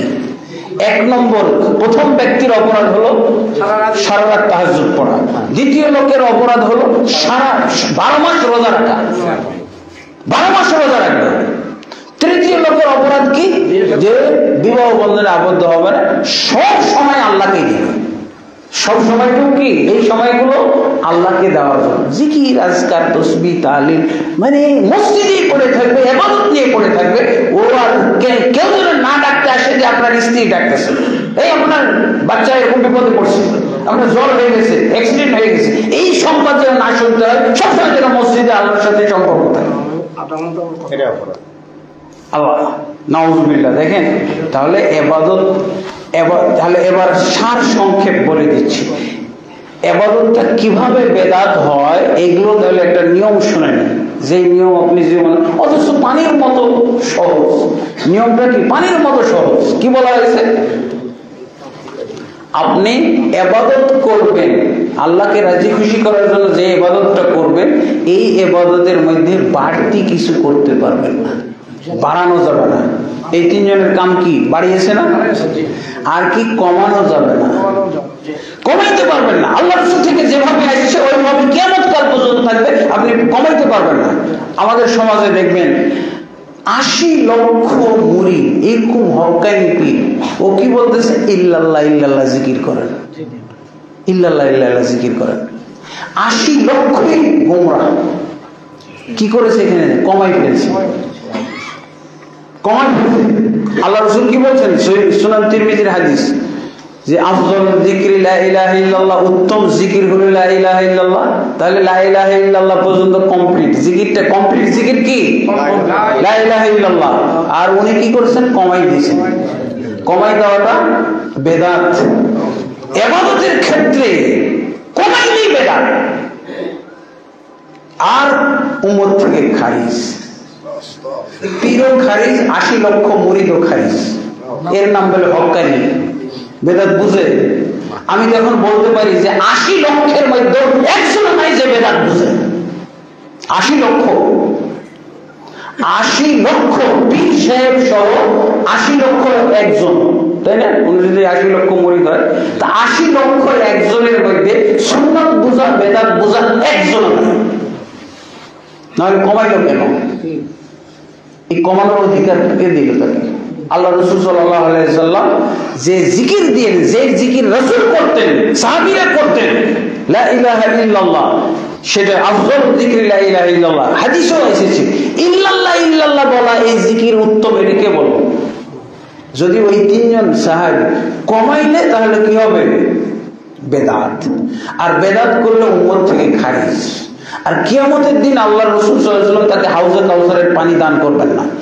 দুনিয়াতে খারিজ, উম্মত দুনিয়াতে খারিজ করেছে, এবং আখিরাতে এই লোকগুলোর জন্য আল্লাহ রাসূল সোহকানের মুগুর নিয়ে দাঁড়িয়ে থাকবেন হাউজে কাউসারে। যখন এরা পানি পান করতে যাবে, তখন আল্লাহ রাসূল সাল্লাল্লাহু আলাইহি ওয়াসাল্লামকে রিপোর্ট দেওয়া হবে, ইয়া রাসূলুল্লাহ, আপনি জানেন না আপনার দ্বীনের মধ্যে কি এরা পরিবর্তন ঘটিয়েছিল, আপনি জানেন না? তারপরে আল্লাহ রাসূল সাল্লাল্লাহু আলাইহি ওয়াসাল্লাম কি বলে? সোহকান সোহকান, দূর হও দূর হও দূর হও বলে তাড়িয়ে দিলেন। দূর হও। উম্মত দুনিয়া থেকে বলেছেন লাইসা মিন্নি, তোমরা আমার উম্মত না। আর আখিরাতে হাউজে কাউসারে বলে দাঁড়িয়েও বলবেন দূর হও দূর হও দূর হও। তাহলে কোন নবীর উম্মতের মধ্যে যে ঢুকবে? মুসা নবী? ইয়া মুসা, মুহাম্মদের উম্মত ছিলাম, মুহাম্মদকে তাড়াই দিল, আপনি দেন জায়গা দিবেন?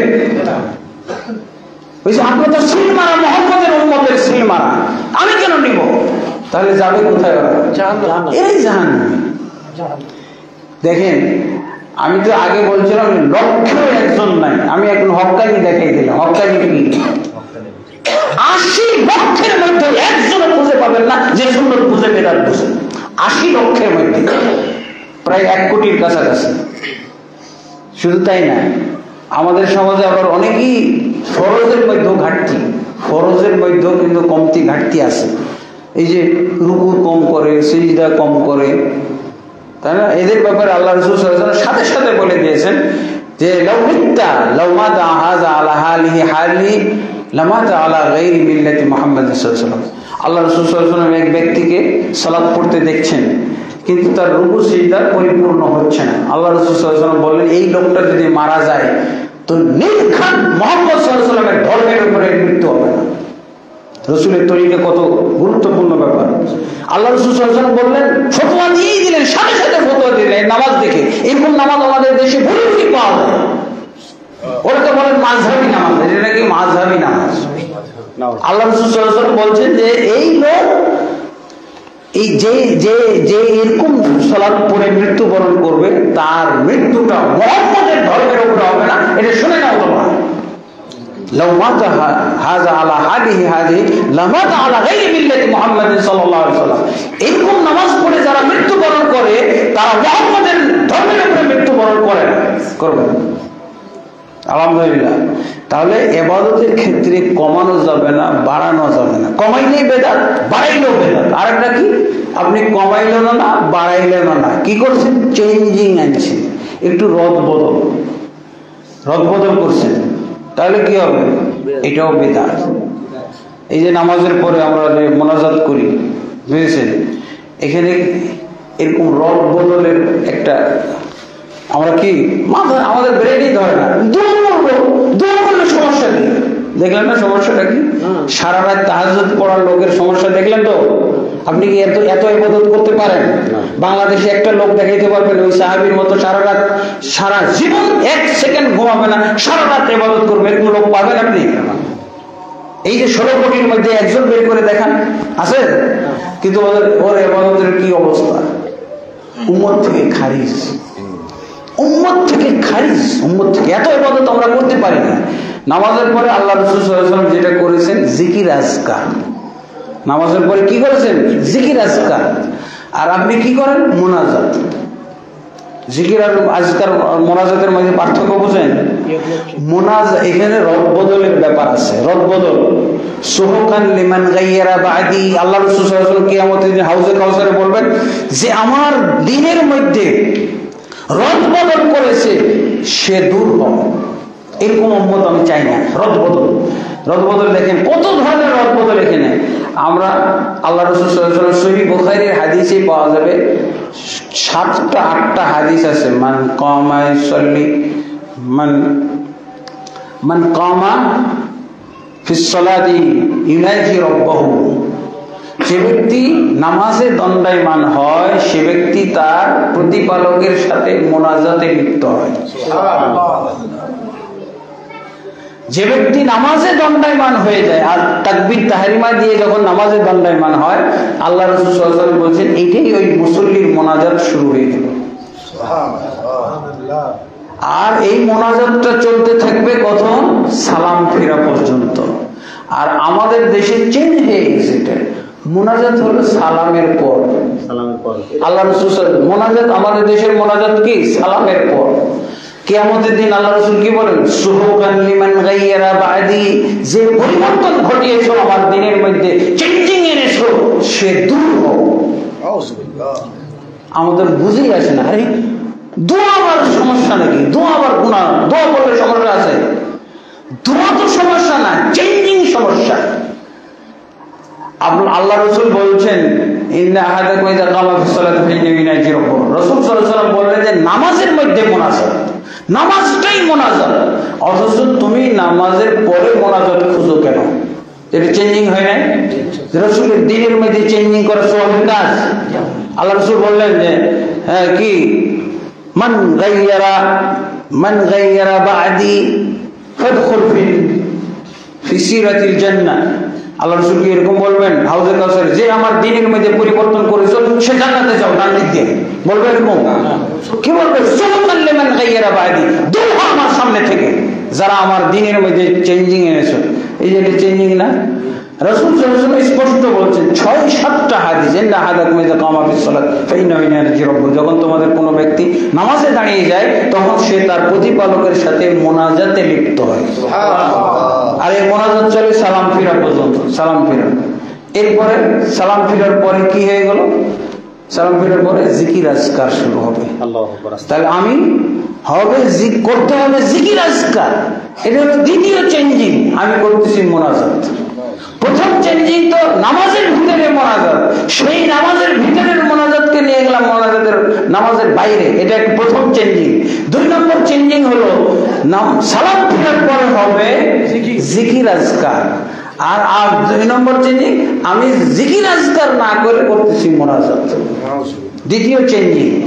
আরেকটা চেঞ্জিং, তৃতীয় চেঞ্জিং হলো যে আমরা এটাকে আল্লাহ রাসূল সাল্লাল্লাহু আলাইহি ওয়াসাল্লাম একাকী করতেন। একাকী আপনি জিকির নামাজের পরে যে আল্লাহ রাসূল জিকির আজকারগুলো করতেন, এটার ভাষাগুলো দেখেন সবটাই এক বচন। আল্লাহুম্মা আইন্নি আলা যিকরিকা ওয়া শুকরিকা ওয়া হুসনি ইবাদাতিকা, আল্লাহুম্মা আইন্নি আলা যিকরিকা, একটা বহুবচনের শব্দ পাবেন। তার মানে এক বচনের শেখা। তো তাহলে যেগুলো আল্লাহ রাসূল জিকির একসাথে করেছেন, একাকী করেছেন, সেগুলোকে আপনি দলবদ্ধ রূপ দিলেন। দলবদ্ধ রূপ, এটা হলো তৃতীয় চেঞ্জিং, তৃতীয় রদবদল, হেরফের, তৃতীয় হেরফের না এটা। তারপরে এটা তো গেল চেঞ্জিং এর দিক। তারপর আকীদাগত দিক আছে। আকীদাগত দিক আমাদের সমাজে এই বেদাতকে নিয়ে আকীদাগত দিক আছে। আকীদাগত কি? যে একজন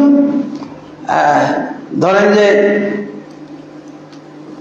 আমি এরকমটাও যদি হইতো অনেক মসজিদে, যে ইচ্ছা নামাজের পরে মোনাজাত করো, যে ইচ্ছা করো না, বুঝেছেন? এরকম যদি হইতো তাহলে এটা ছোট বেদাত, ছোট বেদাত, যে ইসলাম থেকে খারিজ হবে না। আর যদি বলা হয় যে ব্যক্তি মোনাজাত না করবে ও যেন মসজিদে না আসে, এটা তাহলে চতুর্থ অপরাধ। এটা এমন বড় অপরাধ যে এর কারণে একেবারে সে কাফেরই হয়ে যাবে যদি এরকম ঘোষণা দেয়। কারণ আল্লাহ কি বলছেন? ওমান আযলামু মিম্মান মানা'a মাসাজিদাল্লাহ। এই ব্যক্তির চেয়ে বড় জালেম কে হইতে পারে যে আল্লাহর মসজিদে আসতে নিষেধ করে? এই মোনাজাতকে কেন্দ্র করে অনেক মসজিদে আসতে নিষেধ করা হয়েছে। অনেক মুসল্লি আসলে তাদেরকে মারা হয়। তাহলে বেদাতের কত 10টা পয়েন্ট প্রায় বের হবে এইটা বেদাত হয়। কিন্তু আমাদের দেশের হুজুররা বুঝে না। কয়জন সুন্নত বেদাত বুঝে? আমি তো বললাম যে 1 লক্ষ। ওই যে আপনি হক্কানি পীর এবং মুরিদের মধ্যে দেখাইলাম, একটাও নাই। এই যে টঙ্গী ইজতেমাতে যে সবাই একত্রিত হয় 50 লাখ লোক, একজনও পাবেন না সুন্নত বেদাত বুঝে। একজনও পাবেন না, একজনও পাবেন না। আমি এত জোর করে বলি কেন? এই যে এই বইটার মধ্যে আমি প্রায় 400 ইবাদত কিভাবে বেদাত হয় দেখাই দিছি। এই 400 এক আকীদাগত দিক থেকে আমার প্রায় 50টার মতো লেখা বই আছে। আপনাদের এখানে লাইব্রেরিতে হয়তো আছে। সহিহ বুখারী, তাওহীদ পাবলিকেশনসে যে 6 খণ্ড সহিহ বুখারী আছে, এটা আমার লেখা। আমার তত্ত্বাবধানে মুসলিম শরীফ 6 খণ্ড, যেটা হাদিস একাডেমি থেকে ছাপানো, এটা আমার মাধ্যমে উদ্বোধন হয়েছে এবং আলহামদুলিল্লাহ প্রথম খণ্ড আমি করছিলাম। এরপরে বাকিটা পথ দেখাই দিছি, ওইভাবে তারা কমপ্লিট করছে। এইভাবে আলহামদুলিল্লাহ সুন্নত বেদাতের উপরে আমার অনেক লেকচার আছে। সুন্নত বেদাতের উপরে বইও আছে, লেকচারও আছে। আলহামদুলিল্লাহ এগুলো আমি কয়টা বলবো, কয়দিন বলবো, কিছু আপনাদেরকে নিয়ম বললাম। আচ্ছা আপনাদেরকে বলি এই নিয়মগুলো কত সহজ, পানির মতো না। আপনি এমন ভাবে ইবাদত করবেন যে ইবাদতের মধ্যে যেন বাড়তি কিছু না ঢোকে, এমন ভাবে ইবাদতটা করবেন। এবার আল্লাহ রাসূলের যুগে যে ইবাদত ছিল এর মধ্যে যেন ঘাটতি কিছু না করা হয়। আর ইবাদতটা এমন হবে যেন রদবদল না হয়। ঠিক রাসূলের যুগে যেমন ছিল, যে অবস্থানে ছিল ওরকম, এর মধ্যে কোনো চেঞ্জিং আনতে পারবেন না ইনশাআল্লাহ। এই কয়েকটা নিয়ম আমি বললাম। এই নিয়মের ভিত্তিতে আমরা সুন্নত এবং বেদাত ভিত্তিক ইবাদত করব। প্রত্যেকটা ইবাদত সুন্নাহ ভিত্তিক যদি করি তাহলে এর আমরা পুরস্কার আল্লাহর কাছে পাবো, সওয়াব হবে। আর যদি বেদাত ভিত্তিক করি, কারণ বেদাত হওয়ার জন্য ইবাদত লাগবে, যে কোনো একটা ইবাদত, জিকির আজকার হোক, সালাত হোক, দোয়া হোক। তাহলে আমরা সার সংক্ষেপ একটু বলি দোয়া সম্পর্কে। দোয়া 3 ধরনের হইতে পারে। দোয়া শিরক হইতে পারে, কিন্তু আমাদের সমাজে মনে করি যে দোয়া বলতে ইবাদত, দোয়া বলতে সওয়াবের কাজ। কিন্তু আমি সার সংক্ষেপ বলতেছি, দোয়া 3 ধরনের হয়। দোয়া শিরক হয়, দোয়া বেদাত হয়, দোয়া ইবাদত হয়। শুনবেন কিভাবে শিরক হয়। আপনারা দেখেন যে আমাদের দেশে তো অনেক এরকম নজির, মাজারগুলোতে যে দোয়া হয়, কান্নাকাটি করে দোয়া করতেছে, বাবা এই দাও সেই দাও, চোখ দিয়ে পানি। ওকে মসজিদে এনে দোয়া করতে লাগেন, একটুও পানি বের হবে না চোখ দিয়ে, কিন্তু মাজারে খুব পানি বের হতেছে চোখ দিয়ে। এই দোয়াটা কি? শিরকি দোয়া। শিরকি দোয়াতে চোখ দিয়ে পানি আসে। আর যেই দোয়া হলো ইবাদত, মসজিদে করার সময় আর পানি আসে না, এটা হলো শিরকি দোয়া। আর এটা হলো বেদাতি দোয়া। বেদাতি দোয়া আসলে তো দোয়া বেদাত হয় না কখনো, সিস্টেমের কারণে বেদাত হয়, সিস্টেম পদ্ধতির কারণে বেদাত হয়। এই যে আমি মসজিদে ঢুকবো, মসজিদে ঢুকার সময় যে দোয়া পড়ি, কি এটা? আল্লাহ মাফতাহিয়া বাবার হাতে, এই দোয়া বাদ দিয়ে যদি, এটা তো হাদিসের দোয়া, কিন্তু এর চেয়ে পাওয়ারফুল দোয়া যদি আমি বলি রব্বানা আতিনা ফিদ দুনিয়া হাসানা ওয়া ফিল আখিরাতি হাসানা ওয়া কিনা আযাবান্নার, এই দোয়া পড়ে যদি ঢুকি হবে না। আধা ঘন্টা যদি ইমাম মুক্তাদি মিলে দোয়া করি, কান্নাকাটি করি, তো মসজিদে ঢোকার দোয়াটা হবে না? হবে না। কেন হবে না? এটা হলো জিকির, এটা হলো জিকিরের। জিকির কোনটাকে বলা হয়? জিকির হলো ফিক্সড দোয়া, আপনি চেঞ্জ করতে পারবেন না, চেঞ্জ করলে বেদাত হয়ে যাবে। আপনি মসজিদে ঢোকার দোয়া যদি আল্লাহ মাফতাহি পড়েন, আর যদি রব্বানা আতিনা ফিদ দুনিয়া হাসানা ওয়া ফিল আখিরাতি হাসানা ওয়া কিনা আযাবান্নার বলে শেষ করে দিলেন, আধা ঘন্টা পড়লেন, কিন্তু ওই দোয়াটা বাদ দিলেন, বেদাত। এই যে আধা ঘন্টা যেমন যা দোয়া বললেন সবই বেদাত। দোয়া একটাও বেদাত না, সিস্টেমের কারণে বেদাত। কারণ আপনাকে আমি বলবো যে ভাই এটা তো দোয়া ঠিক আছে, কিন্তু এই জায়গায় কি আল্লাহ রাসূল পড়তে বলছে? বুঝেছেন? এইরকম নামাজের পরে যে দোয়াগুলো আছে ফিক্সড করা আছে, আল্লাহ রাসূল সালাম ফিরার সাথে সাথে আস্তাগফিরুল্লাহ আস্তাগফিরুল্লাহ আস্তাগফিরুল্লাহ আস্তাগফিরুল্লাহ, একাকি আস্তাগফিরুল্লাহ শব্দ তো এক বছরের শব্দ না, ওয়াহিদ মুতাকাল্লিম। হ্যাঁ, আল্লাহুম্মা আইনি আলা যিকরিকা শিকরিকা হোসনা। আর ইবনে তাইমিয়া রাহমাতুল্লাহ আলাইহি বলছেন, কেউ যদি নামাজের পরের দোয়াগুলো বহু বছরে পড়ে, এটাও বেদাত হয়ে যাবে। আল্লাহুম্মা আইন্না আলা যিকরিকা ওয়া আল্লাহুম্মা নাস্তাগফিরুল্লাহ নাস্তাগফিরুল্লাহ নাস্তাগফিরুল্লাহ যদি বলে তো বেদাত হয়ে যাবে। নামাজের মধ্যে বহু বছরের দোয়াগুলো করবে, নামাজের ভিতরে যদি ইমাম, হ্যাঁ, এই যে রব্বানা আতিনা ফিদ দুনিয়া হাসানা ওয়া ফিল আখিরাতি হাসানা, এই দোয়াটা আল্লাহ রাসূল নামাজের ভিতরে সালামের আগে পড়তেন। ইবনে মাসউদ রাদিয়াল্লাহু থেকে বর্ণিত পাওয়া যায় হাদিসে যে আল্লাহ রাসূল সাল্লাল্লাহু আলাইহি ওয়াসাল্লাম সালামের আগে রব্বানা আতিনা ফিদ দুনিয়া পড়তেন। আর আমাদের দেশের হুজুররা এটাকে সালামের পরে নিয়ে গেছে, এটাকে মোনাজাতের দোয়া। তো মোনাজাতের দোয়া মোনাজাতের মধ্যে পড়েন, আপনি নামাজের বাইরে কেন পড়েন? তো আশা করি আপনারা এই সংক্ষিপ্ত আলোচনার মধ্যে অনেক বিষয় বুঝেছেন। তার মধ্যে একটা বিশেষ বিষয়, নামাজের পরে আমাদের সমাজে যে প্রচলিত এই যে সম্মিলিত মোনাজাত, এটা হলো কয়েক দিক থেকে, আমি 4 দিক থেকে বেদাত দেখাইলাম, 4 দিক থেকে আপনাকে বেদাত দেখাইলাম। আলহামদুলিল্লাহ, আসলে এগুলো তো তর্ক বিতর্কের বিষয় না, এটা জ্ঞানের বিষয়, এটা জানার বিষয়। সুন্নাত বেদাত সম্পর্কে জ্ঞান রাখে এরকম আলেম বাংলাদেশের লক্ষ্যেও একজন পাবেন না, কিন্তু তর্ক করার লোক সবই পাবেন। তর্ক, রিক্সাওয়ালা তর্ক করতে চলে আসবে আমার সাথে, রিক্সা, এই যে মোনাজাত নিয়ে রিক্সাওয়ালা তর্ক করতে আসছে, বুঝেছেন? ও তর্কের কি কোনো দলিল জানে না। ওই যে হুজুর নামাজ না পড়ে মোনাজাত না দিলে মনে হয় ভাত খেয়ে হাত না দেওয়ার মতো, এটা দলিল নাকি? ওটা তোর মনে হইতেছে, তো কি করবো? হ্যাঁ, এটা হইলো। আমাকে আলোচনা এসে বলছে, হুজুর শোনেন, আমি দেখছি 2 গাড়ি কিতাবওয়ালা হুজুর মোনাজাত করছে, এক মূর্খ। আমি বলি যে আমার নিজেরই তো 10 গাড়ি কিতাব, আর আমার যারা আলেম তাদের এখানে কয়েকদিন একটা মাহফিল হলো, কয়েকটা দলিল নিয়ে এসেছিল, সাধারণ লোককে দেখা গেছে বুখারী তিরমিজি, আমরা সাথে ছিলাম না, আলেম ওলামা ছিল না। আবার বলছে যে তাবলীগ করা মানে না, এটা হলো সমস্যাটা। এই যে সমস্যাটা আমাদের বাংলাদেশের লক্ষ্যেও একজন আলেম সুন্নাত বেদাত বুঝে না।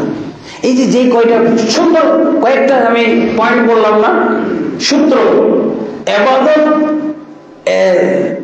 বেদাত হওয়ার এবং ইবাদত সওয়াবের কাজ হওয়ার 3টে সূত্র আমি বললাম। আরো অনেক সূত্র আছে, সহজ 3টা। আপনার ইবাদত হবে, সওয়াবের কাজ হবে যদি বাড়ানো কমানো রদ বদল না থাকে। বাড়াইতে পারবেন না, কমাইতে পারবেন না, কোনো রদ বদল যদি না করেন, এটার নাম ইবাদত। বাড়াইলে বেদাত, কমাইলে বেদাত, রদ বদল করলে বেদাত। দেখছেন এই জিনিসটা কয়জন বুঝেন? এই যে যারা ওয়াজ করে গেল, মাহফিল করে গেল, এদের বাপ 14 গোষ্ঠী হতে এই সূত্রটা জানে না। নাহলে এই অপরাধ বলতো ইল্লাল্লাহ জিকিরের জন্ম হয়েছে কোথা থেকে? অজ্ঞতা থেকে জন্ম হয়েছে, অজ্ঞতা থেকে জন্ম, সুন্নাত বেদাতের জ্ঞান নেই। আল্লাহ তাবারক ওয়া তাআলা আমাদেরকে বুঝার তৌফিক দান করুন। আমি আজকে আর বেশি লম্বা করতে চাচ্ছি না, এখানেই আমি আমার বক্তব্য সমাপ্ত করতে চাচ্ছি। সুবহানাকাল্লাহু ওয়া বিহামদিকা আশহাদু আল্লা ইলাহা ইল্লা আনতা আস্তাগফিরুকা ওয়া আতুবু ইলাইক। আসসালামু আলাইকুম ওয়া রাহমাতুল্লাহি ওয়া বারাকাতুহু। সুবহান